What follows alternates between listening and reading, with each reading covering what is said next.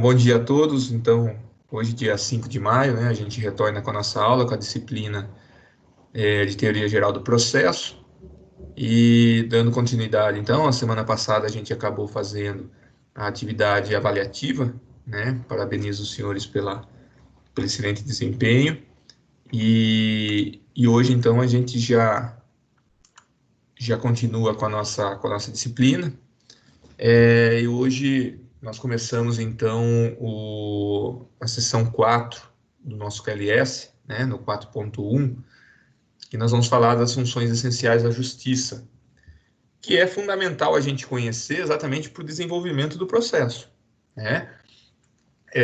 Só que quando a gente fala de função essencial à justiça, eu não estou falando da justiça para que a justiça seja feita no termo literal da palavra justiça, né? Para que seja justo, etc. Quando a gente fala justiça, é exatamente na questão do desenvolvimento, né, do Poder Judiciário, para que o Poder Judiciário ele se desenvolva, ele funcione, né, da forma correta, atendendo todos os princípios formadores aí do processo, enfim, para que a justiça, como órgão, como uma entidade, né, tenha a sua função, o seu objetivo alcançado dentro do nosso desenvolvimento aí nos processos, né? E para que esse desenvolvimento ocorra, para que se alcance o objetivo da atuação aí do Poder Judiciário, nós temos algumas funções que são essenciais, que são indispensáveis para que elas ocorram, né? Então, quando a gente for falar das funções essenciais, nós vamos ver que o Poder Judiciário ele não está relacionado aí, mas o Poder Judiciário é a própria justiça, né? Dessa forma que a gente está se referindo à justiça, ela se refere ao próprio Poder Judiciário. Poder Judiciário formado por quem? Formado pelos juízes, pelos desembargadores, pelos ministros, enfim, dentro de uma organização do Poder Judiciário que nós temos a justiça, né? E junto, paralelamente ao Poder Judiciário, existem outros órgãos, outras funções a serem desempenhadas por outras pessoas, por outros órgãos, que são essenciais para o desenvolvimento da própria justiça ou para o desenvolvimento do processo. Sem essas funções essenciais, o processo ele não existiria, ou ele não seria válido, né? Então, cabe aí a gente enumerar essas funções, né, ou esses órgãos, essas entidades que são essenciais à função da justiça, que seriam os advogados, que seriam a Defensoria Pública. Dentro dessa advocacia, né, dos advogados, a gente tem também a Advocacia Pública, o Ministério Público e os auxiliares da Justiça, né? Lembrando que podem ser pessoas ligadas já diretamente ao Poder Judiciário, ou não, ou aquelas que são eventualmente trazidas, né, ao Poder Judiciário por sua função, por aquilo que ele desenvolve, por aquilo que ele tem desenvolvido na sociedade, né? Como, por exemplo, um perito, como um contador, como um depositário, enfim, um administrador. Então, todas essas figuras, elas são essenciais para o desenvolvimento da justiça, né? Para a atuação do Poder Judiciário. Só que não adianta a gente falar das funções essenciais da justiça sem entender o Poder Judiciário por si só, né? E o Poder Judiciário ele tem uma organização, né? Ele é organizado de tal forma que tem até uma previsão constitucional. Salvo engano, tem previsão lá no artigo 92 da Constituição que ela organiza os órgãos do Poder Judiciário. Então, quais são os órgãos do Poder Judiciário? O STF, o STJ, o CNJ, que é o Conselho Nacional de Justiça, os tribunais regionais federais, os tribunais regionais do trabalho, os juízes federais, os juízes do trabalho, os tribunais eleitorais, né, assim como os juízes eleitorais, os tribunais e juízes militares, os tribunais dos estados, assim como os juízes estaduais, né, do Distrito Federal, do território, enfim. Essa organização que é trazida lá pelo artigo 92 da Constituição Federal. O artigo 92 ele organiza o Poder Judiciário. Então, o Poder Judiciário ele é dividido por órgãos, e cada órgão com a sua devida competência, a competência que a gente já estudou nas aulas anteriores. Lembrando, todo órgão é dotado de jurisdição, todo juiz nomeado para exercer exercer o seu munus público, né, a sua função pública, ele é dotado de jurisdição. E dentro de cada órgão jurisdicional tem a sua competência, né, para atuar em determinada área, de determinada forma. O que é relacionado ao direito do trabalho vai ser tratado pelos tribunais regionais ou pelos juízes do trabalho. Assim como cada assunto relacionado ao direito eleitoral será tratado de competência dos tribunais e juízes eleitorais, né? O que for relacionado a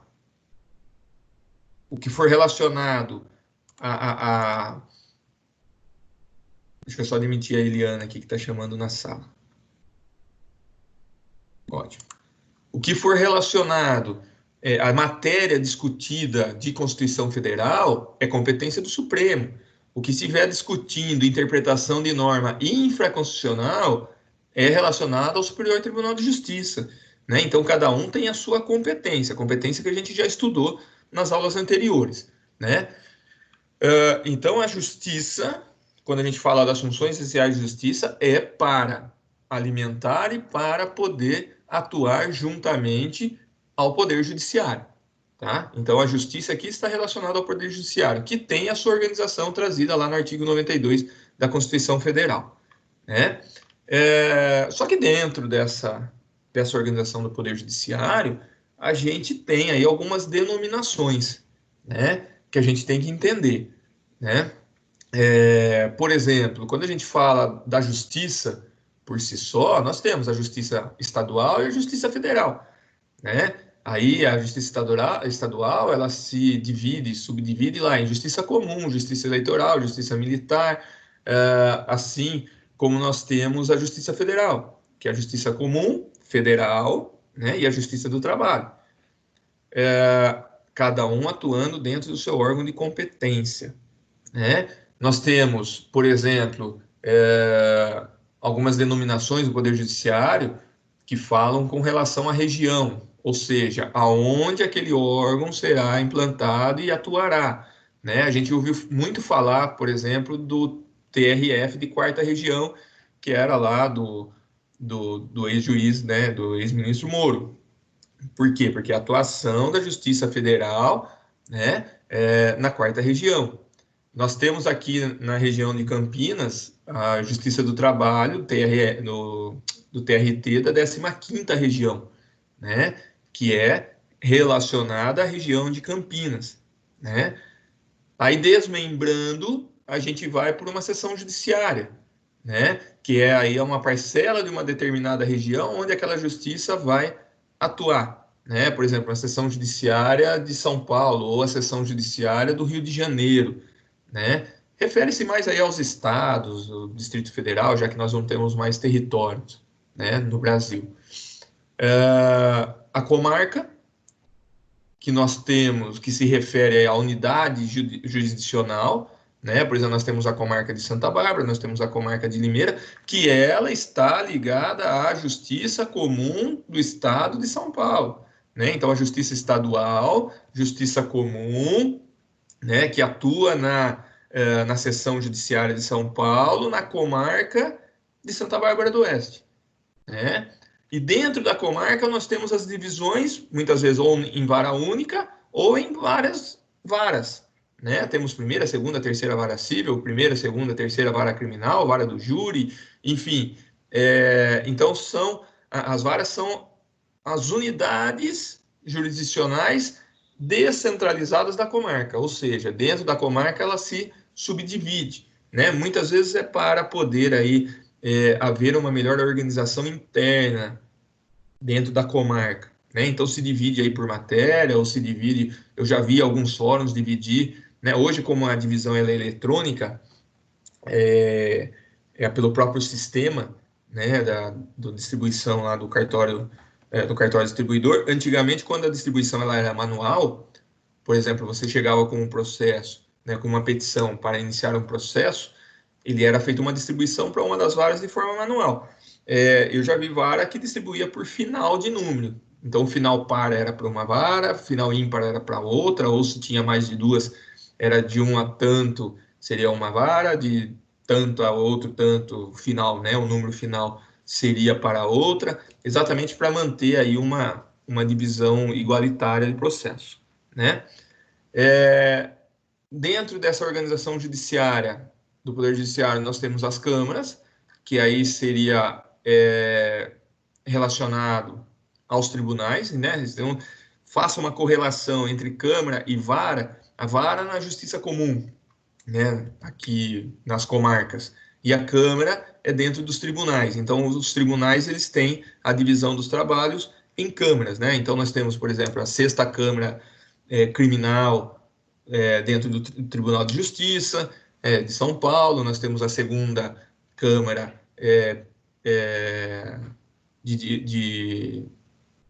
civil, né, ou administrativo, dentro do Tribunal de Justiça, enfim, nós temos as divisões das unidades em câmaras dentro dos tribunais, enquanto que varas dentro das comarcas, né? Mas é só mesmo para organizar o trabalho dentro do Poder Judiciário. E temos também as instâncias, né? Que aí indica os graus jurisdicionais de cada órgão do Poder Judiciário. Por exemplo, nós temos aqui em São Paulo as instâncias de primeira, segunda instância, né? Então, a primeira instância é aqui na comarca e a segunda instância seria no tribunal, né? Ou tribunais superiores, né? Quando você apresenta um recurso ou você entra com um pedido liminar já diretamente nos tribunais, então você tem a divisão aí dos trabalhos jurisdicionais em graus, né? Esses graus, de primeiro grau, segundo grau, são chamados também de instâncias. Então, nós temos primeira instância, segunda instância, enfim, para uma mera organização do Poder Judiciário, para que a gente consiga visualizar melhor a atuação do Poder Judiciário, tá? Entendido como funciona o Poder Judiciário, como ele se subdivide, é aí que entra o nosso trabalho que a gente vai fazer para a apresentação no dia 25, para a entrega até o dia 25, vocês vão fazer para mim da forma que vocês preferirem, tá? Ou vocês vão fazer um organograma, ou vocês vão escrever, aí fica a critério de vocês. Mas eu quero que vocês façam um trabalho para mim relativo a essa organização do Poder Judiciário. Como se organiza o Poder Judiciário.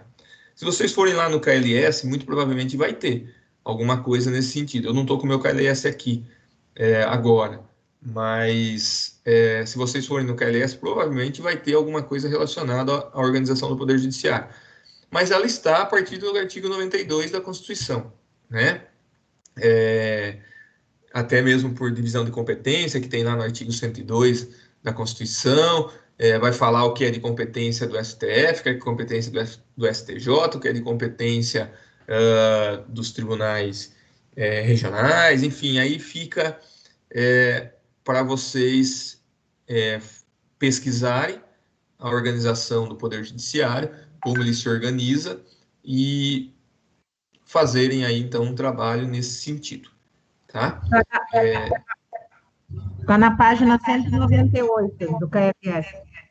Então, olha lá, a Sueli falando que está na página 198 do KLS, né?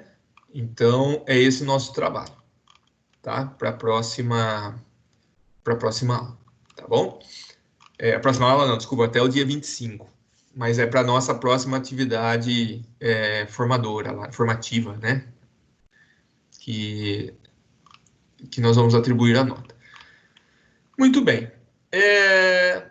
Então, quando a gente vai falar do processo, e para que esse processo ele transcorra da forma válida e alcance o seu objetivo dentro do Poder Judiciário, porque lembrando que o processo ele tem que estar sob o crivo do Poder Judiciário, tendo em vista que a jurisdição pertence ao Poder Judiciário, ao juiz que vai decidir, ele tem por si só, ele é dotado de jurisdição, né? E dentro da sua competência de atuar, de julgar, tem que haver o processo, até porque um dos princípios fundamentais é o devido processo legal, né?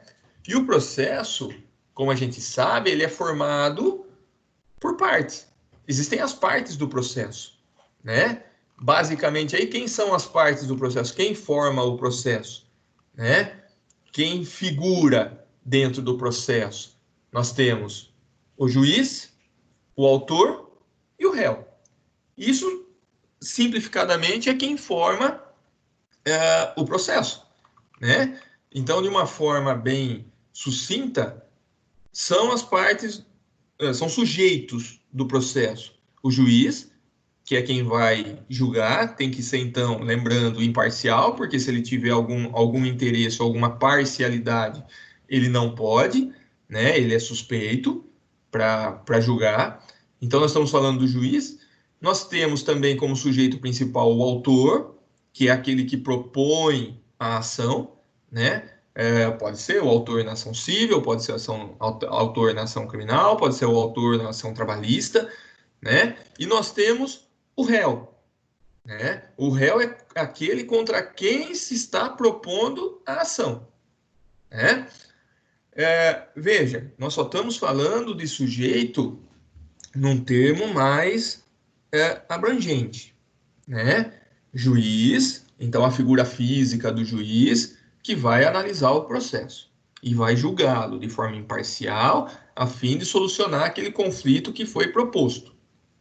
Temos o autor, aí o autor ele pode ser a pessoa física, né? Ou ele pode ser, por exemplo, o órgão do Ministério Público, porque o órgão do Ministério Público, e nós vamos ver daqui a pouquinho, que é uma das funções essenciais aí à justiça, mas ele tem o poder de propor a ação, né? Por exemplo, uma ação civil pública, ou nas ações criminais, né? Onde aquelas ações tidas como ações incondicionadas, o Ministério Público ele pode oferecer denúncia propondo que o réu, que determinada pessoa que figurará como réu, ele seja processado, né? Pela prática, eventualmente, de algum crime, né? E nós temos como um outro sujeito, então, nesse triângulo, nesse tripé, nós temos o réu, que é contra quem será proposta a ação, devendo ser garantido ao réu, né, que ele possa se defender. Só que, veja, quando a gente fala do processo, além do juiz, do autor, que pode ser o Ministério Público ou outra pessoa, o réu, nós temos uma figura também essencial, né?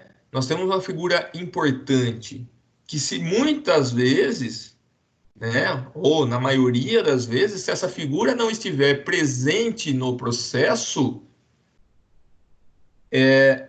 esse processo ele não tem validade, que é a figura do advogado.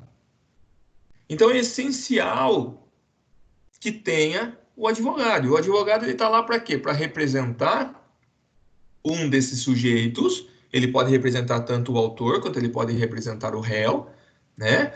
Só que ele tem que estar lá exatamente para garantia de que o processo ele vai correr da forma legal. Então ele vai assistir, né, ao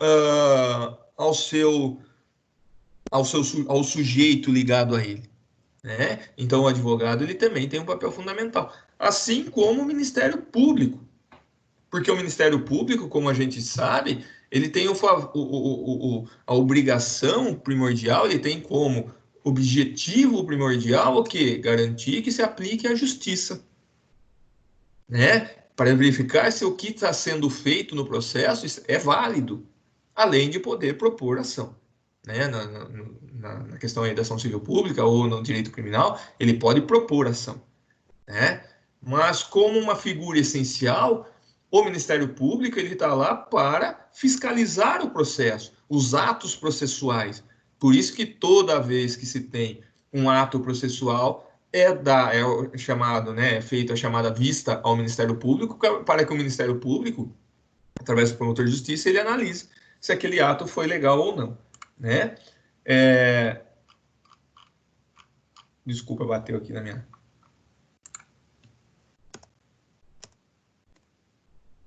Então, quando a gente fala das funções essenciais, nós temos, em primeiro lugar, o Ministério Público. Né? Então, o que é o Ministério Público? O que serve, para que serve o Ministério Público? Aonde está, onde é trazida a função do Ministério Público? Né? Então, veja bem, o Ministério Público, ele é um órgão previsto constitucionalmente, temos lá a previsão na Constituição Federal, né? Salvo engano, no artigo 127, né? Que fala que o Ministério Público ele é uma instituição permanente, cuja função é essencial à justiça, para a defesa da ordem jurídica, do regime democrático e dos interesses sociais e individuais indisponíveis. Lógico, se é um direito social ou individual disponível, o Ministério Público ele não pode interferir se a parte não manifestar vontade. Agora, aqueles interesses individuais ou sociais indisponíveis, o Ministério Público tem o dever, né, de garanti-lo. Né? Então, quando ele não está exercendo essa função de fiscal da lei, né, o que a gente chama de custos legis, ou defensor da ordem jurídica, né, quando ele está lá para analisar, para fiscalizar a regularidade e a validade do processo, dos atos processuais, ele pode agir como parte. Por isso que ele é uma função essencial, até porque a própria Constituição fala que o Ministério Público, por exemplo, no direito criminal, ele é o detentor do ius puniendi, do direito de punir. Né? É ele quem vai propor ao Estado para que o Estado, detentor do ius puniendi, puna o infrator, mas tem que partir de alguém. Né? Lógico que nós não estamos discutindo aqui quando o Ministério Público se omite, que aí esse direito de propor ação ela se transfere. Né? Quando nós falamos da ação privada subsidiária da pública, por exemplo, nós estamos falando aqui estritamente do órgão do Ministério Público. Né? Quando a gente for falar das ações penais, por exemplo, a gente fala quando o Ministério Público se omite. Mas, de uma forma ampla, o Ministério Público ele está para conferir, para garantir, né, a regularidade e a validade do processo, fiscalizar o processo. Né, e se manifestar se eventualmente alguma uma ilegalidade ou uma irregularidade for constatada. Tá? Então, ele tem a sua previsão lá no artigo 127 da Constituição Federal, que o define, né? Então, como um custos legis ou um garantidor, aí, um fiscal da lei, né? Em defesa da ordem jurídica e do regime democrático, e também em defesa aí dos interesses sociais individuais indisponíveis do cidadão. Tá?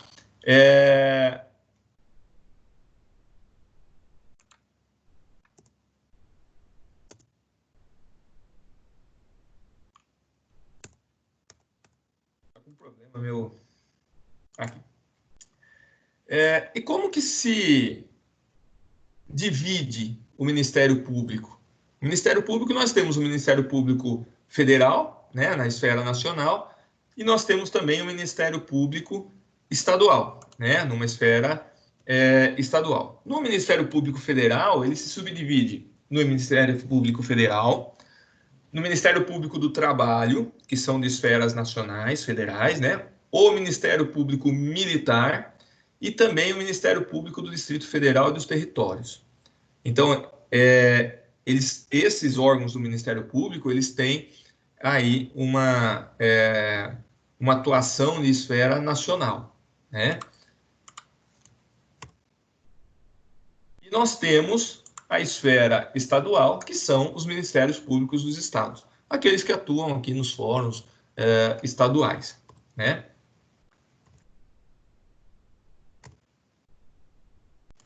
Os órgãos do Ministério Público, que nós temos, né, que nós vimos dentro da esfera nacional, seria o Procurador-Geral da República, os colégios de procuradores da República, o Conselho Superior do Ministério Público Federal, o Conselho Institucional do Ministério Público Federal, as câmaras de coordenação e revisão do Ministério Público Federal, a Corregedoria do Ministério Público Federal, a Procuradoria Federal dos Direitos do Cidadão, a Ouvidoria do Ministério Público Federal e os procuradores federais.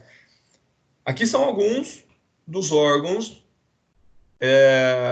federais do Ministério Público, né? Assim como nós temos também os órgãos na esfera federal, que seria o Ministério Público de primeira e o Ministério Público de segunda instância, os que atuam dentro da Justiça de primeira instância, né, nos fóruns, nas comarcas, e nós temos aqueles que atuam junto dos tribunais de uma segunda instância, né? Quando a gente apresenta algum recurso e tal nos tribunais, esses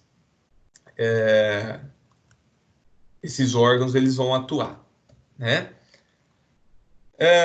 E dentro do Ministério Público nós temos, obviamente, como todo órgão, dotado de princípios e garantias para que sejam seguidos, para que não haja violação de direitos, né? Por isso que a gente tem dentro do Ministério Público também, até o próprio órgão do Ministério Público, né, os promotores de justiça têm que seguir os princípios na sua atuação, né?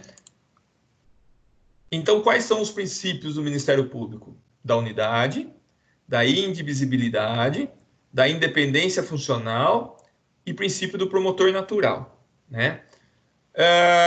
Então, princípio da unidade. O Ministério Público ele é um órgão único, né?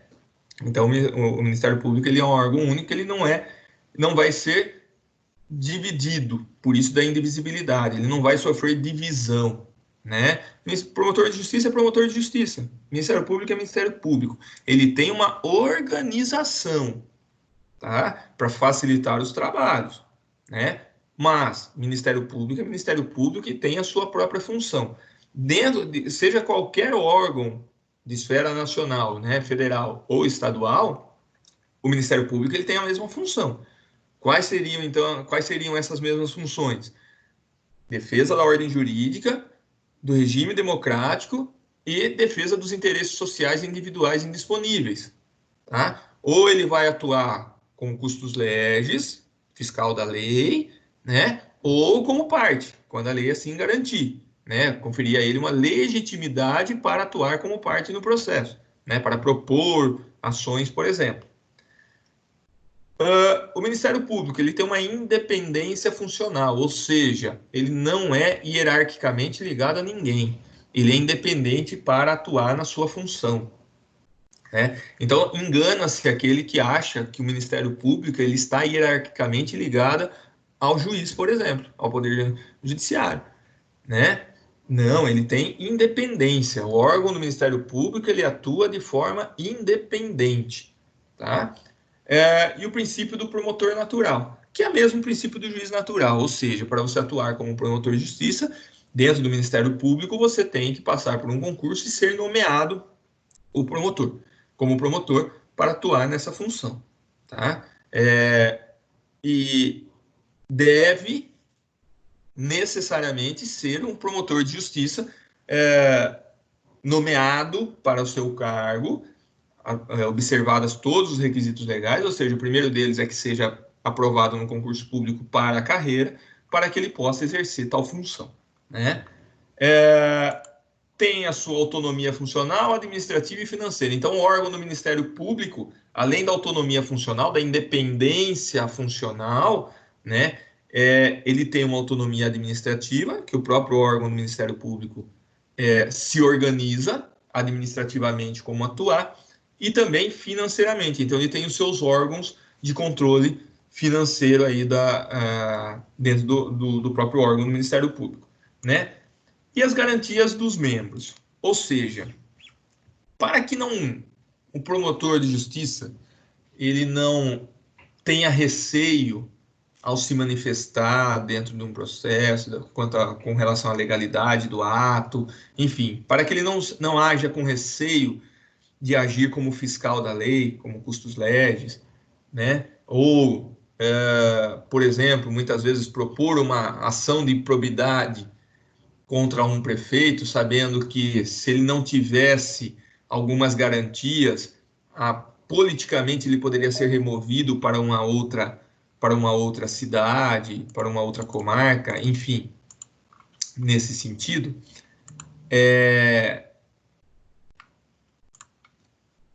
Algumas garantias são dadas aos órgãos,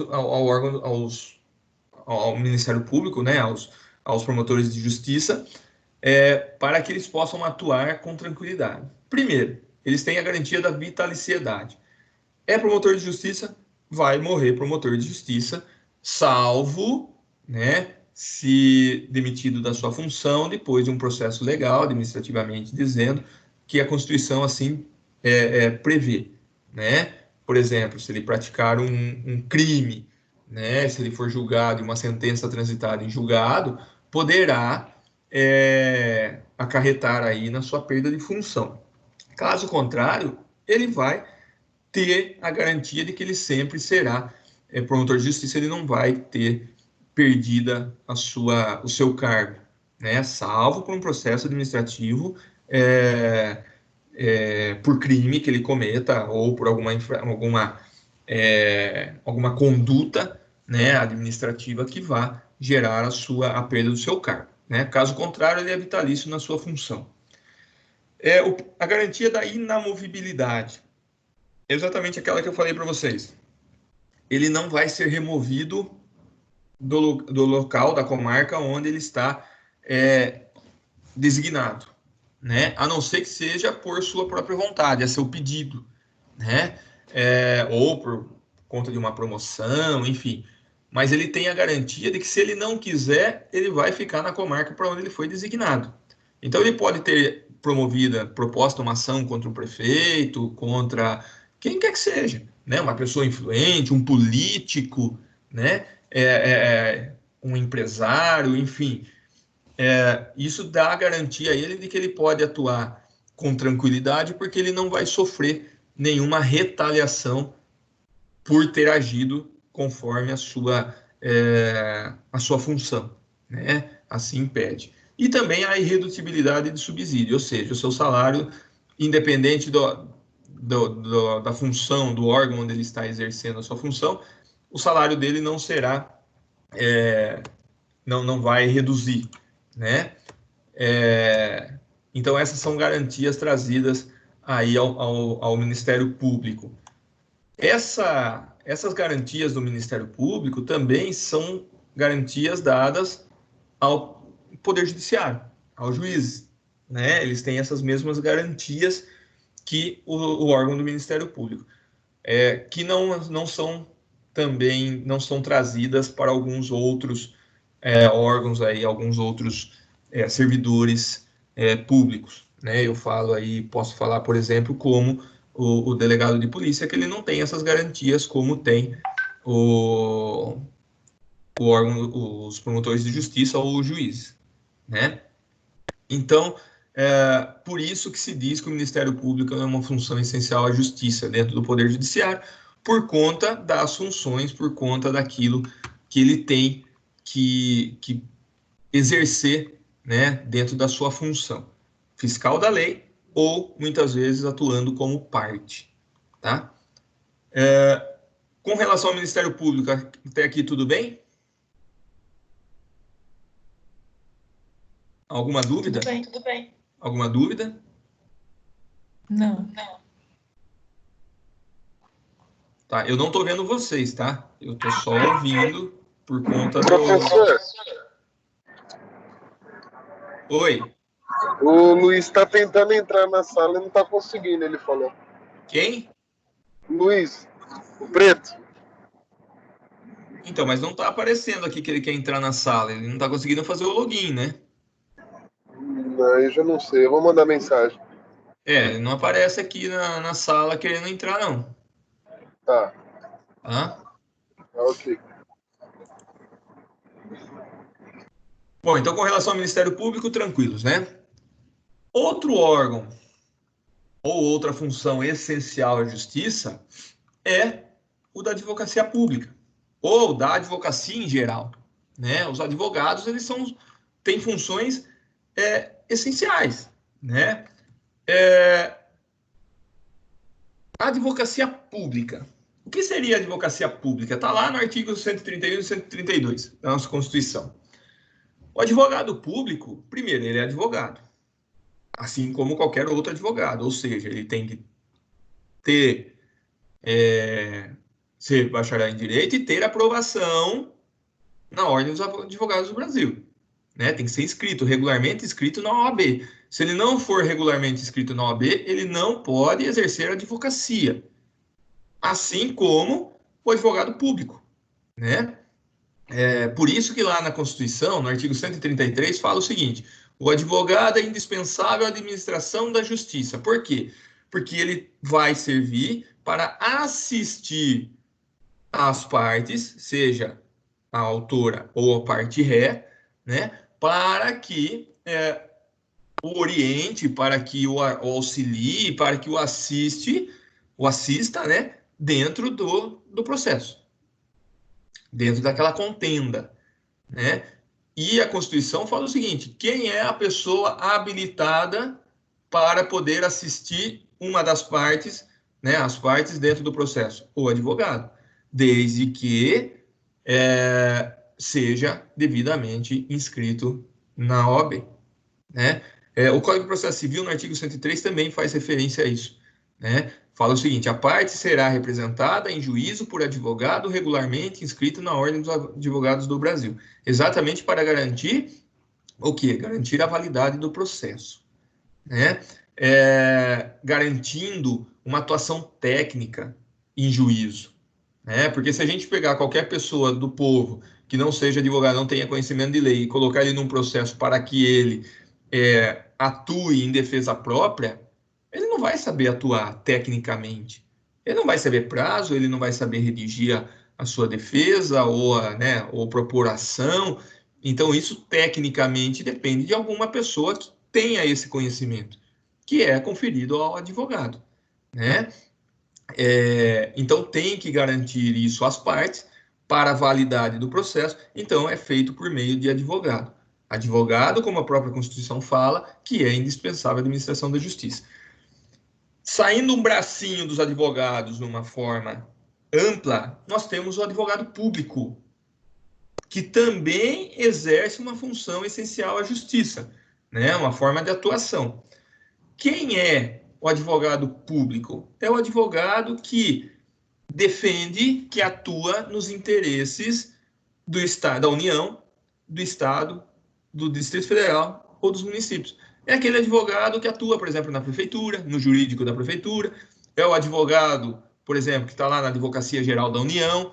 É o advogado que atua nas procuradorias dos estados, né? São os advogados públicos, o advogado que presta o concurso e é nomeado como procurador do município, como procurador do estado, como procurador da União, né? Por isso que ele tem essa função pública, né? Para defender o interesse público, né? Se vocês forem, por exemplo, na prefeitura municipal aí de Santa Bárbara, vocês vão ver que tem o procurador do município, tem um advogado do município. Lembrando, o advogado público, ele tem a mesma obrigatoriedade, a mesma exigência dos advogados, entre aspas, aí, comuns, né? Tem que ser inscrito na OAB, tá? Então, ele tem como forma de atuação exatamente para defender os interesses da União, do Estado, do município, do Distrito Federal, dos territórios. Então, ele tem o interesse na defesa do interesse público, tá? Por isso que o advogado, a gente chama de advogado relacionado à advocacia pública, tá? Também tem a mesma função a mesma obrigatoriedade aí de ser aprovado. Pode o município, por exemplo, nomear o prefeito, nomear algum advogado para atuar, por exemplo, no jurídico da prefeitura, sem concurso público? Pode, né? Em cargos de confiança e tudo mais. Mas para ser um procurador do município, tem que ser um advogado concursado para tal finalidade, tá? Isso é uma obrigação. E nós temos o papel da advocacia, que tem a previsão lá no artigo 133, que fala: o advogado é indispensável à administração da justiça, sendo inviolável por seus atos e manifestações no exercício da profissão, nos limites da lei. Ou seja, a mesma garantia que é dada ao juiz, que é dada ao órgão do Ministério Público, também é dada ao advogado. Ou seja, o advogado ele pode exercer a sua função sabendo de que ele não será punido, lógico que atuando no limite da lei, ele não será punido pela sua atuação. Por exemplo, durante uma audiência, ou durante o júri, para quem já assistiu, a gente vê que há até algumas ofensas entre Ministério Público, entre advogado, ou advogado fala em um tom mais alto com o juiz, mais ríspido durante uma audiência, mas ele não é punido por isso, durante a sua atuação profissional, no exercício da sua profissão. Logicamente que atuando dentro dos limites da lei, né? Ele não pode transpor aí o limite da lei, né? Então, nós temos o advogado como função essencial. E quais são as atividades privativas do advogado? Tem lá previsto no Estatuto da Ordem dos Advogados, na Lei 8.906 de 94. São atividades privativas de advogado. Está lá no inciso 1.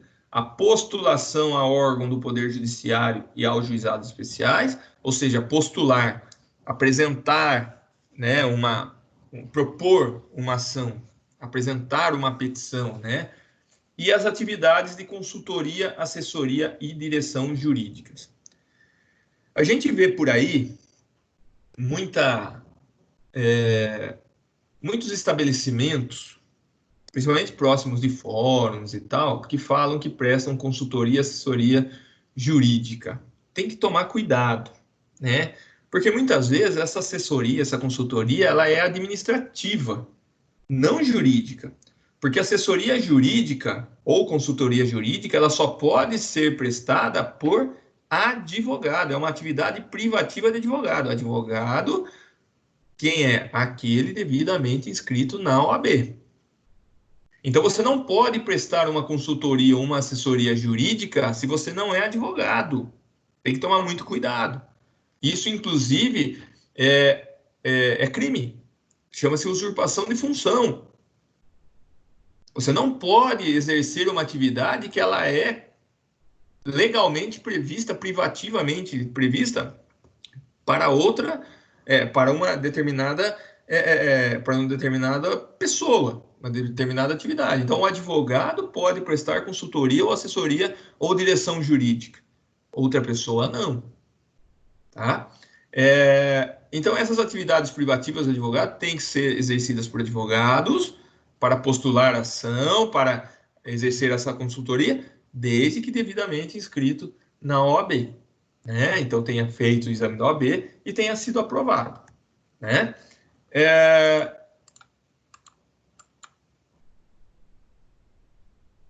O advogado tem algumas garantias que são trazidas lá pelo também Estatuto da OAB, né? No artigo 2º e 7º da OAB. A indispensabilidade, inviolabilidade e imunidade do advogado. É exatamente aquilo que a gente já falou. O advogado ele é indispensável, salvo exceção que a gente já vai ver.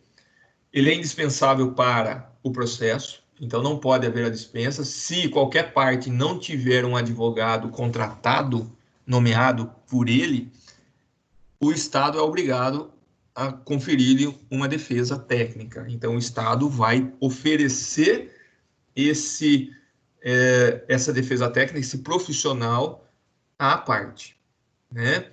Ah, mas ele não quer porque ele tem dinheiro, mas não quer contratar um advogado. Não interessa, o Estado vai lhe dar uma defesa técnica, vai lhe nomear um advogado, tá? Agora, lógico, se a pessoa quiser contratar um advogado, ele pode contratar o advogado que ele quiser, né? Mas tem que ter o advogado.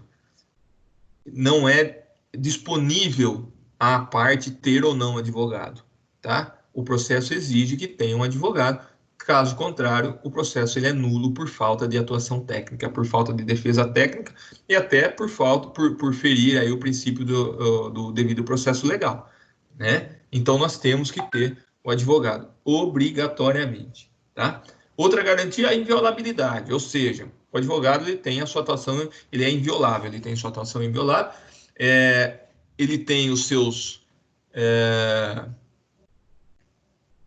segredos profissionais, né? Ele não está obrigado a atuar, por exemplo, como testemunha contra um cliente seu, né? Então a sua atuação ela é inviolável. O advogado nada vai interferir na sua atuação. Ele pode atuar da forma que ele achar, que ele bem entender, né? E ele tem a sua imunidade, ou seja, ele pode atuar que não será a sua atuação no exercício da advocacia, né? Não vai lhe trazer um prejuízo, né? Ele não será responsável pela forma como ele agiu, pelos seus atos no exercício da sua função, logicamente, dentro daquilo que é estabelecido pela lei, dentro dos limites legais, né? Então fala, o artigo 2º da Lei 8.906, que é o Estatuto da Ordem dos Advogados, que o advogado ele é indispensável à administração da justiça, ou seja, não pode haver a dispensa da atuação do advogado. São direitos do advogado a inviolabilidade de seu escritório ou do seu local de trabalho, bem como de seus instrumentos de trabalho e de sua correspondência escrita, eletrônica, telefônica e telemática, desde que relativas ao exercício da advocacia. Veja bem, por que a inviolabilidade do seu escritório? Você não pode ingressar num escritório, por exemplo, nenhum órgão da polícia, por exemplo, para fazer busca e apreensão sem uma ordem judicial. Qualquer estabelecimento comercial pode ser alvo de incursão policial sem ordem, sem mandado, tá? Podemos entrar num bar, podemos entrar numa lanchonete, podemos entrar num cinema, podemos entrar em qualquer estabelecimento comercial, sem ordem judicial. Em escritório de advogado, em que pese seja também um estabelecimento, por força de lei, ele é inviolável. Só pode haver um cumprimento de busca dentro do escritório, né? Ou do local de trabalho do advogado, por exemplo, dentro da prefeitura, onde o procurador tem o seu local de trabalho, ou numa empresa, no setor jurídico da empresa, onde o advogado trabalha para a empresa, ali no seu local de trabalho, ele é inviolável. Só pode haver uma incursão ali por ordem judicial. Assim como a sua maleta, o seu notebook, o seu celular, suas correspondências, enfim, tudo aquilo que estiver ligada ao exercício da advocacia, ao seu trabalho, é inviolável. Só pode haver uma quebra dessa inviolabilidade por uma ordem judicial, devidamente fundamentada, obviamente, né? Então, o advogado ele tem essa garantia, ele tem essa certeza de que ele pode atuar sem estar correndo determinado risco, né? E fala o parágrafo 2º do artigo 7º que o advogado tem imunidade profissional, não constituindo injúria, difamação puníveis, né? Qualquer manifestação de sua parte no exercício da atividade, seja em juízo ou fora dele, logicamente que sem prejuízo das sanções disciplinares perante a OAB, pelos excessos que cometer. Então, o advogado, quando ele comete uma injúria, uma ofensa ou uma difamação, no exercício da sua função, ele não vai ser punido por isso, quando no exercício da sua atividade. Não adianta você querer estar numa reunião de família e chamar o vizinho lá de qualquer nome, porque aí você está praticando um crime de injúria, né? Ou uma difamação, né? Agora, se você estiver no desempenho da sua função, ainda que fora de uma audiência, né? Não estando em juízo, mas estiver, por exemplo, numa reunião entre advogados e partes aí para tentar uma reunião fora do juízo, né? Extrajudicial, e houver um excesso, você não será punido por ele como advogado, desde que esteja no exercício da sua função, né? Então, isso são garantias trazidas pelo próprio Estatuto da Ordem dos Advogados ao advogado. Eu não estou falando ao estagiário inscrito na OAB. Eu não estou falando ao bacharel de direito. Eu estou falando do advogado, tá? Aí eu pergunto a vocês, então o advogado ele é sempre indispensável ao processo? Então todo processo obrigatoriamente tem que ter o advogado? É uma pergunta. Senhores? Não necessariamente. No juizado não é necessário. Não necessariamente. Exatamente. Porque nós temos uma exceção onde não se precisa do advogado. Um exemplo são os juizados especiais, em algumas situações. Naquelas ações, por exemplo, onde o valor da causa não se supera 20 salários mínimos, né? Porque acima de 20 salários mínimos, nós temos que ter a presença do advogado. É isso, Sandra e Kátia? É isso aí. Exatamente. Tá, eu acho que nós tivemos um problema de conexão, acho que nem gravou o que eu falei. Então, assim, nós temos alguma exceção da exigência da questão aí do advogado ser indisponível ou indispensável. Mas a exceção, por exemplo, nos juizados especiais, né? Onde, em alguns casos, onde o valor da ação não supera 20 salários mínimos, é dispensável a atuação do advogado, até 20 salários mínimos. Entre 20 e 40 salários mínimos, ainda pode haver atuação do juizado especial, mas com advogado, né? Nós temos também na parte criminal, no juizado especial criminal tem que ter advogado. Agora, no NECRIM, por exemplo, nos NECRIMs não precisa, porque é uma fase pré-processual. Na fase pré-processual criminal, que é o NECRIM, a gente não precisa de advogado. Na fase policial, também é uma fase pré-processual. Não precisa ter advogado. É direito do réu ou do investigado que ele possa ser assistido por um advogado. É direito dele, que não pode ser violado. Se o investigado falar, olha, eu exijo a presença de um advogado aqui na delegacia, para os atos relacionados a ele tem que ter um advogado, né? Sob pena de nulidade, sob pena de um abuso de autoridade. Agora, não é indispensável, porque se o investigado não quiser a presença de um advogado, ele não precisa ter a presença de um advogado, né? Agora, na fase processual, iniciada uma ação penal, etc., todo ato tem que ter o sujeito, o investigado, o réu, ele obrigatoriamente tem que estar assistido, tá? Então é aí que funciona, que entra a função do próprio advogado como função essencial na justiça, tá? Tranquilos até aí? Tranquilos? Sim, professor. Tá. Ok. Por enquanto, ok. Por enquanto tá dando, né? Tá indo. Muito bem. Então, além do Ministério Público, dos advogados, né? Aí, tanto da advocacia pública quanto da advocacia em geral, nós temos outro órgão que é mais recente, né? Que, assim, recente entre aspas, né? Mas que começou a tomar, ter uma visão dentro do poder, dentro da justiça, que é a figura defensoria pública, do defensor público, né? Que tem a sua previsão constitucional, lá no artigo 134, né? Que fala que a defensoria pública é uma instituição permanente, também essencial à função da justiça, sendo sua atribuição a orientação jurídica, a promoção dos direitos humanos e a defesa em todos os graus, ou seja, em todas as instâncias, judicial ou extrajudicialmente, dos direitos individuais e coletivos, de forma integral e gratuita àqueles que precisarem, aos necessitados. Isso está lá no artigo 134.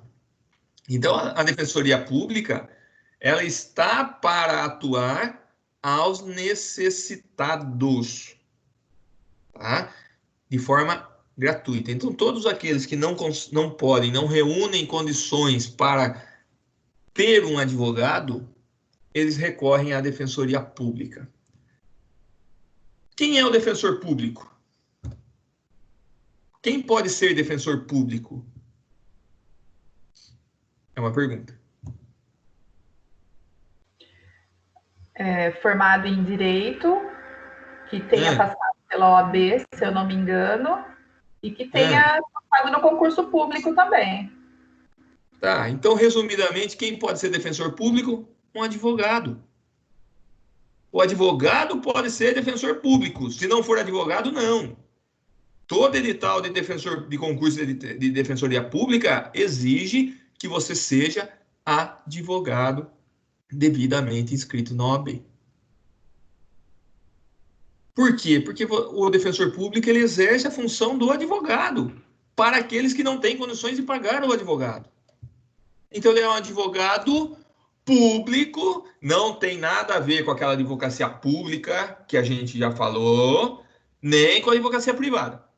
Ele é um defensor público, mas da sociedade. O advogado público, ele está lá para atender os interesses dos órgãos públicos. O defensor público está para defender o interesse do cidadão. Essa é a diferença. Tá? O defensor público, a defensoria, eu até coloco aqui para vocês, ele não integra nem a advocacia pública, nem a privada. Ah, mas pode ser um advogado privado, um advogado comum, pode fazer parte da defensoria pública? Pode. Porque em alguns locais, em algumas comarcas, não existe a defensoria pública. Então, existe um convênio da defensoria pública com a OAB. E quem integra a defensoria pública nos interesses aí dos necessitados são os advogados que se inscrevem na OAB para atuar de forma gratuita entre aspas, né? Porque ele recebe do Estado aí pela sua atuação, né?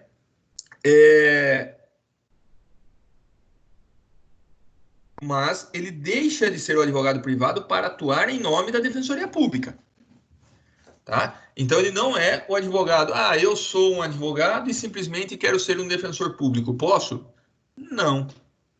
Quer ser defensor público, você vai lá e presta o concurso para a defensoria pública, que, aliás, aos senhores eu digo que é um salário excepcional hoje, é muito bom salário para o defensor público, e nós temos muitos defensores públicos. E o defensor público, ele atua de forma pontual, né?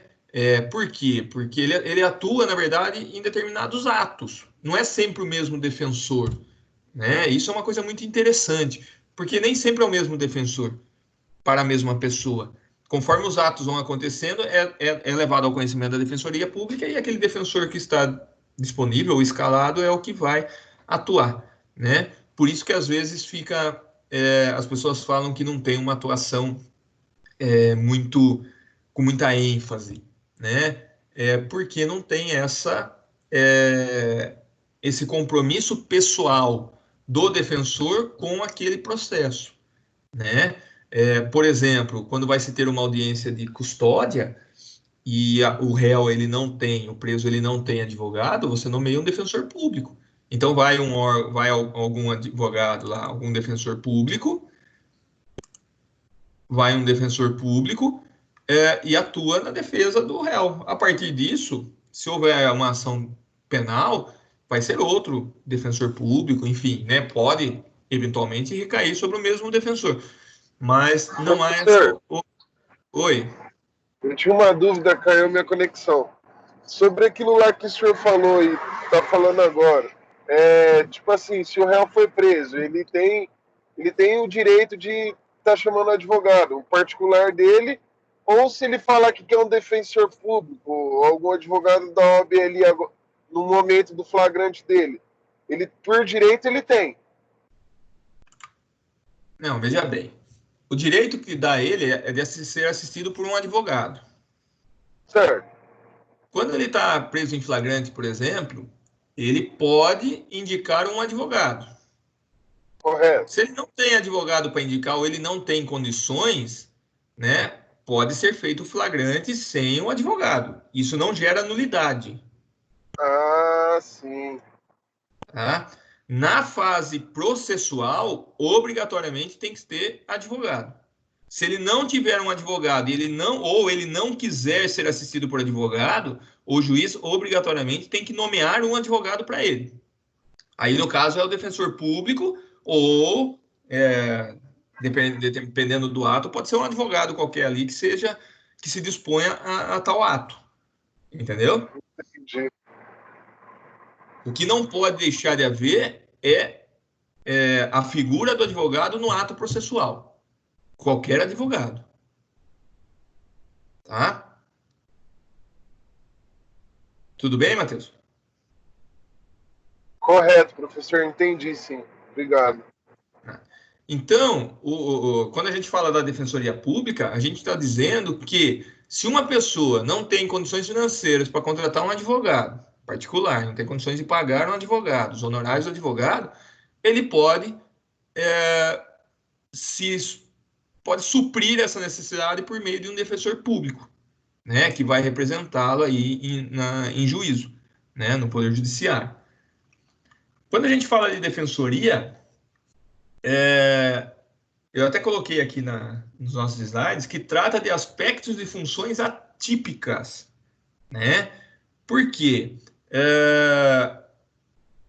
Porque ele está atuando, né, para defender atipicamente uma pessoa que não tem o advogado, né, ou que dispensou ser assistido por advogado de forma gratuita, né? Mas ele não deixa de ser um servidor público. Por quê? Porque ele é um contratado da administração pública, né? Então, o defensor público, ele vai atuar como advogado, né, como se fosse um advogado privado, mas sendo um servidor público, né, contratado por meio de concurso para defesa dos acusados, defesa de idosos, crianças, adolescentes e mulheres vítimas de violência, né? Só que o defensor público, por exemplo, ele não pode exercer a consultoria jurídica. Simplesmente ser um consultor jurídico. Ele tem que estar atrelado às suas funções de defensor público, né? Ele tem que estar atrelado a isso, né? Em que pese ele seja um servidor público, ele não integra aí o poder executivo, né? Aí eu pergunto a vocês, então qual órgão da administração, qual poder da administração integra o defensor público? Poder executivo, legislativo ou judiciário? Pergunta. Judiciário, não é? Eu não sei quem respondeu. A Kátia. Por que o judiciário, Kátia? Porque, eu não sei, né, se eu tô correta, mas é porque ele tá na defesa na defesa da pessoa, né, sei lá. É que sempre quando a gente ouve falar de defensoria, a gente já liga a figura do advogado, do defensor, Tá, então quem seria responsável pela administração e pela questão financeira? Da onde sai aí a questão da organização financeira da Defensoria Pública? E Não qual o sai poder do judiciário. do Judiciário? Não Então, sai do ele judiciário. não sai? Eu acho que não. Sai, ele é organizado pelo Poder Judiciário. Não é do Executivo. Ele entra no orçamento do Poder Judiciário. O órgão da Defensoria Pública está atrelado ao Poder Judiciário. Tá? Não ao Poder Executivo, porque isso cai em concurso. Muita gente acha que a Defensoria Pública está atrelada ao Poder Executivo. Não é. Por exemplo, a Polícia Judiciária está atrelada a qual órgão? A qual poder? Não sei. A Polícia Judiciária, em que pese tenha um nome Polícia Judiciária, ela não é atrelada ao Poder Judiciário, ela é atrelada ao Poder Executivo. Né? Por isso que a questão aí financeira, ela é atrelada ao chefe do Executivo. É o governador que faz, que estabelece, enfim, as questões aí de proventos e tudo mais. A Defensoria Pública não, ela está atrelada ao Poder Judiciário, assim como o Ministério Público. Certo? A Defensoria Pública, em que pese ela teve sua origem lá no Rio de Janeiro, em 1897, criada, né, mais diretamente na Constituição, ela tem uma previsão na Constituição de 88, ela começou a ser mais visível recentemente. Quando ela começou a ter mais visibilidade? Diz a doutrina que a partir do surgimento da Lei dos Juizados Especiais, né, que é de 95.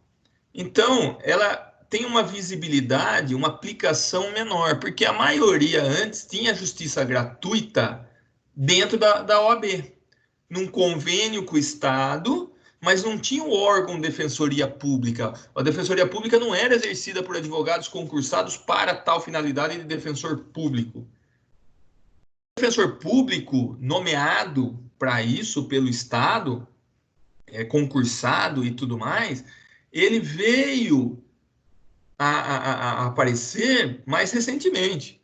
Antigamente era feita, era dada a advocacia, era permitida a advocacia gratuita, a gratuidade pela advocacia, mas era por conta de convênios, não de defensor público nomeado. Isso é mais recente, tá? E até quando começou, o defensor público ganhava um salário, 3 salários mínimos. Hoje não. Hoje está quase em 20 salários mínimos, né? Um salário de defensor público. Tal qual a importância dele, né? Principalmente quando foi dada como uma função essencial à justiça, né? Pelo artigo 134, da sua importância, assim como os órgãos do Ministério Público, assim como o advogado público, assim como o advogado privado, né? Ele ganhou essa visibilidade, esse campo de atuação para suprir a necessidade daqueles que não têm condições de pagar um advogado privado, tá? Até aí tudo bem com relação à Defensoria Pública? Tudo bem. Se eu puder dar uma dica para os senhores, quando terminarem a faculdade, se quiserem procurar aí o funcionalismo público, vão para a parte da Defensoria Pública. É bastante interessante. Assim como o Ministério Público e a magistratura, a Defensoria Pública também é um bom partido, vamos dizer assim, né? Professor, só uma dúvida nisso aí que o senhor acabou de falar. que nem agora há pouco o senhor falou que o Ministério Público ele é individual, aí agora o senhor falou que ele já faz parte do Executivo. Não, falei que ele é individual. Eu disse que ele é único, mas ele não Sim. tem hierarquia. Ele não está Sim. hierarquicamente ligado ao poder judicial, ao juiz. Ele tem autonomia. Mas aí quem conduz ele, então, é o Poder Executivo. Não, ele está ligado ao poder judiciário, mas isso por uma questão de organização administrativa e financeira. Ah, sim, entendi. Beleza. Você tem que seguir uma cadeia. É que quando vocês estão tendo direito constitucional? Estão estudando direito constitucional? Não, nós teve o ano passado, isso aí. Não, mas vocês tiveram introdução só, né? O direito constitucional, né? Teoria, né? Não, quando vocês estiverem no direito constitucional, provavelmente é no direito constitucional 2. No 1 ou 2. Você vai ver, ele vai falar da organização dos poderes, né? Então, ele vai falar do poder executivo, do legislativo e do judiciário. Então, existe uma cadeia. Os vários órgãos, eles têm que estar ligados aos poderes executivo, legislativo e judiciário.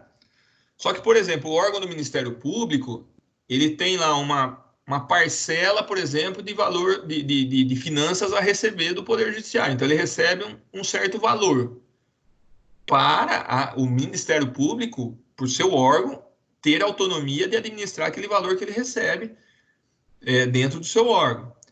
O que eu quis dizer para vocês o Ministério Público ele tem autonomia, ele não tem nenhuma hierarquia, ele não está hierarquicamente abaixo de nenhum outro órgão, seja do juiz, seja da advocacia geral, pública, ele tem autonomia para atuar, entendeu? Ele não está ligado nem politicamente a nenhum órgão, ele tem autonomia. Entendeu, Matheus? Entendi sim, professor. Eu quis dizer com relação à hierarquia, tá? Ok. Muito bem. E por fim, nós chegamos então, nessas funções essenciais da justiça, aos auxiliares do juízo. Aí faço minhas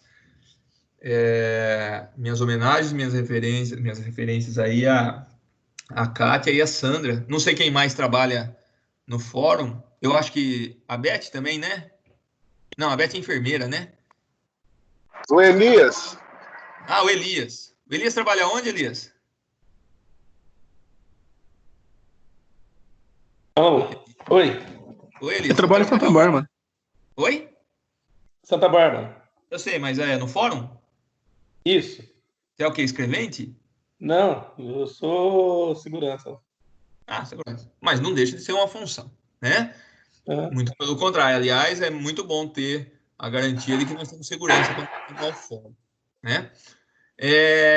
Mas dentro dessa organização do poder judiciário, das funções essenciais da justiça, nós temos os auxiliares do juízo, né? Ou auxiliares da justiça, como preferirem chamar. Que são quem? Quem são esses auxiliares? Quais são eles? São aqueles que, se a gente retirá-los dessa organização do Poder Judiciário, dessa organização do processo, esse processo ele perde a validade, ou ele não acontece, né? Ele não acontecerá. Por quê? Porque depende da atuação desses auxiliares. Por exemplo, como auxiliares, nós temos os oficiais de justiça, os escrivães, os escreventes e chefes de serventia, de secretaria dos fóruns, né? Que são os responsáveis pelo andamento do processo, inclusive, né? São totalmente indispensáveis. Sem eles, provavelmente, os processos não andariam. Provavelmente não, certamente, né?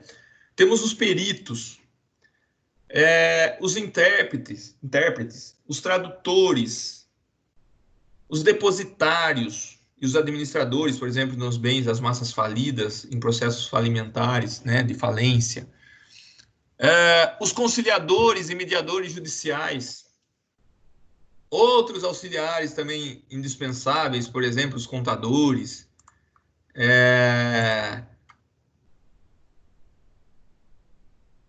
os avaliadores, né? Enfim, pessoas, serventuários, ou pessoas da sociedade que em determinado momento estarão exercendo função dentro do processo, né? Então, seriam os auxiliares da justiça, né? Nós podemos dividi-lo em duas classes. Nós temos os auxiliares serventuários, que são aqueles que já são parte do Poder Judiciário. Eles ocupam cargos criados por lei diretamente ligados ao Poder Judiciário. Por exemplo, os escrivães, os escreventes, técnicos judiciários, os chefes de secretaria, os oficiais de justiça. Por quê? Porque, por lei, ele já tem a função ali no Poder Judiciário para poder ter o desenvolvimento regular do processo. E nós temos os auxiliares eventuais, ou seja, eles não guardam nenhum vínculo de subordinação com o Poder Judiciário. Mas, em determinados processos, pontualmente, eles vão exercer as suas funções dentro desses processos. Por exemplo, o juiz ele pode nomear um perito judicial. Por exemplo, um perito contador, para avaliar umas contas lá que estejam sendo apresentadas no processo. E ele, como perito, ele não pode mentir, ele vai atender a determinação judicial e vai exercer a sua função dentro do processo. Mas ele não tem nenhuma subordinação com o Poder Judiciário, ele não é concursado do Poder Judiciário, por exemplo, né? Mas ele é nomeado para aquele ato. Assim como um intérprete para pegar um documento estrangeiro e traduzir, né? Ou um intérprete para um surdo-mudo, ou para um tradutor de um documento estrangeiro e traduzir para a língua brasileira, ele não é obrigatoriamente um serventuário do Poder Judiciário, ele não é subordinado, mas ele é nomeado para aquele ato. Quando nós temos um processo de falência, vocês vão aprender isso mais para frente, quando tiverem um processo de falência, todos aqueles bens da empresa que está falindo, tudo aquilo que a empresa tem é chamado de massa falida. E essa massa falida ela tem que ser administrada por alguém. Ela é entregue, ela é confiada a alguém e deve ser administrada por alguém. Então, nós temos o papel do administrador da massa falida. O juiz nomeia alguém. Não que ele seja funcionário do Poder Judiciário, não. Mas o juiz vai nomear alguém.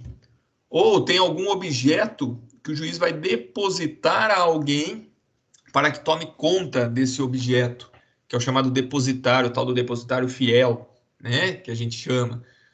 Ele não guarda nenhum vínculo de subordinação com o Poder Judiciário, mas ele é nomeado dentro do processo para exercer aquela função. Então, são essas diferenças. E todos esses papéis, todas essas funções, são indispensáveis para a administração da justiça, para que haja a justiça, né?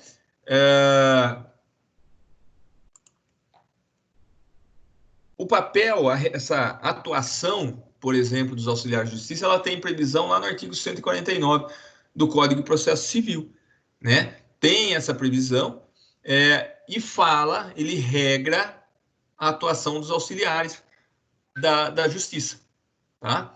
Então, se os senhores quiserem verificar o artigo 149 do seu Código de Processo Civil, tem alguém com o Código de Processo Civil aí em aberto? Se tiver, por favor, leia o artigo 149 para nós, por favor.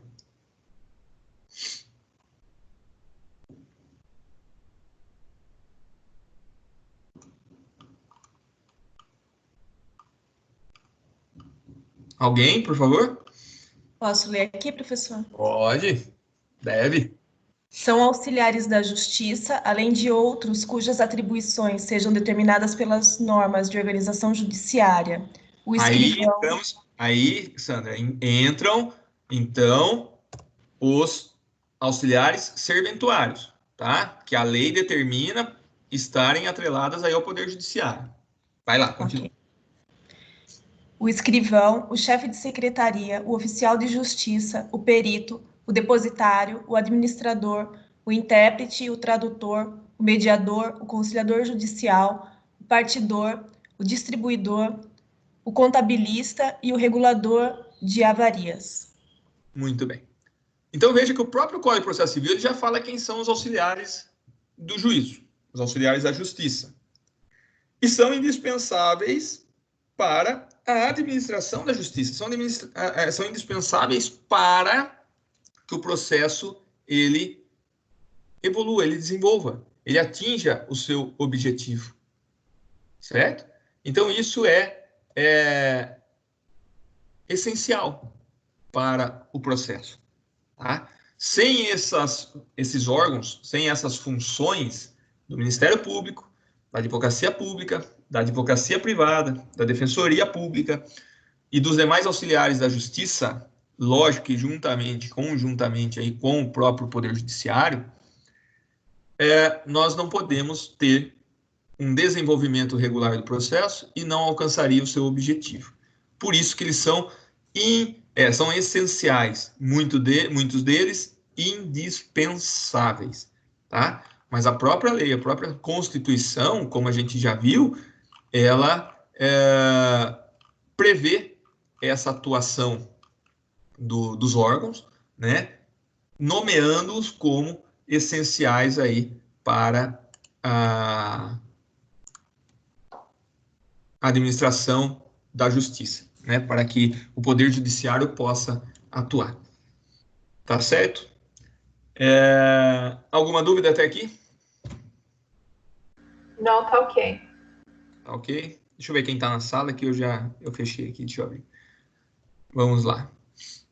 Adriana está na sala, Camila está na sala, Carlos Eduardo, Eliana, Elias, Elizabeth, Karine Soares, Kátia, Marcos, Matheus, Monalisa, Raquel, Rogério, Sandra, Sueli, Thiago.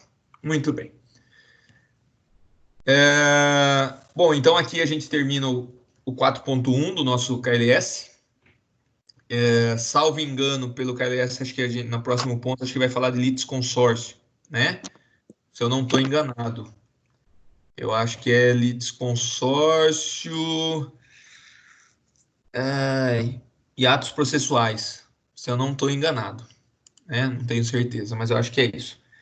É isso mesmo, professor. Né? Não, é litisconsórcio, atos processuais e o que mais? Intervenção de terceiros. Intervenção de terceiros. É muito simples, muito tranquilo, até se os senhores já quiserem se antecipar aí antes na nossa próxima aula, terça-feira, já leiam esse conteúdo sem problema nenhum, tá? Já falamos que a nossa matéria está bastante adiantada, né? Ainda bem. E a gente vai conseguir, ao contrário do semestre passado, a gente vai conseguir caminhar mais tranquilo, tá? Se tiverem dúvida, então, me mandem, podem mandar no nosso grupo lá de Teoria Geral do Processo, sem problema nenhum. Vou disponibilizar esses slides aqui, o Prezi, lá no AVA, né? Na aula, eu acho que hoje é a aula 11 ou 12, né? Vai estar disponível lá para a gente. Não esquece, Sueli, por favor, de comunicar aos colegas quanto ao trabalho, então, entregar os 2 trabalhos até o dia 25. Não pretendo passar nenhum outro trabalho, serão só esses 2 para a nossa atividade formativa lá, né, desse segundo bimestre. E o nosso conteúdo, então, para a próxima avaliação começa com a matéria de hoje, tá? De hoje até o final do nosso bimestre, aí, até a última aula. Tudo bem? Então, resumindo, esse bimestre vai ser só unidade 4. Tá? Para eventual prova. Beleza? Então tá, gente. Muito obrigado pela presença de todos. Estou à disposição. Até terça-feira que vem, se tudo correr bem, né? Espero que a gente consiga aí aos poucos ir voltando às atividades. Espero que o governo vá liberando e tudo vai ficando bem.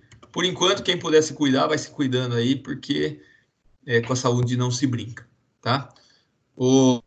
Elias, tem um gato aí nas suas costas, por sinal. Tem. Tudo bem? Gente, boa semana para vocês. Até terça-feira, tá? Obrigado, até logo. Tchau, Até. boa Tchau, semana. professor. Tchau. Boa semana. Tchau. Tchau, Tchau, tchau. professor. Obrigada.